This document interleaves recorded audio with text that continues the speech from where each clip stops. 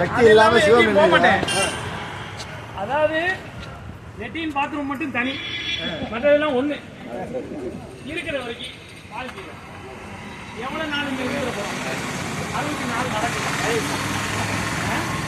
இருக்கிற வரைக்கும் கொஞ்ச நாள் பொறுமையா போய் சேரும்.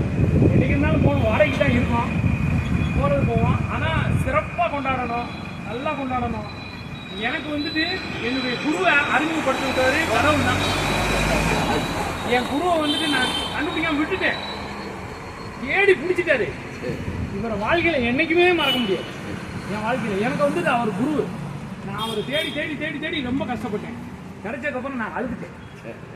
இப்போ எனக்கு நல்லா இருக்கு. அவருக்கு ஒரு சின்ன ப்ராப்ளம், அக்காவுக்கு முடியல, அதனால அவர் வரல. ஏன்னா அவர் தஞ்சாவூர்ல இருந்தால் நான் கண்டிப்பாக என் காலையில் அவரை கூப்பிட்டு வருவதாக தான் இருக்கு. காரம் அவரும். ஆனால் அவர் அக்காவுக்கு வந்துட்டு முடியாமல், ரொம்ப முடியாமல் இருக்கு. அதுக்கப்புறம் அவர் ரிலீஃப் ஆகிருக்காரு. ஆனால் அவர் தான் எனக்கு சொல்லிக் கொடுத்தாரு வேலை. ஆனால் அவர் இப்போ ஒன்றும் இல்லாமல் சும்மா இருக்காரு. நான் பாருங்க அவர்கிட்ட பழகுனது, நான் ஒரு 10 பேருக்கு வேலை கொடுத்து எழுந்திரிச்சிட்டேன் பாருங்க. அவர் சொல்லிக் கொடுத்த குரு இதுதான். ஒரு ஜம்மில் பார்த்தீங்கன்னா ஆர்மர் ஃப்ரூட்ஸ் ஒரு ஷாப்பில் நான் ஃபேமிலியோடு இருக்கேன். இவர் நகரோட்டாவில் இருந்தார், வந்துட்டார். என்னையை பார்க்க வந்த உடனேயும் எங்கள் சிஓ வந்தார். நான் செக்ஷனில் வேலை பார்த்துக்கிட்டு இருக்கும்போது சிஓ வரவும், இது யார் பாண்டியா அப்படின்னாரு. அவர் என்னுடைய குரு சாருங்க.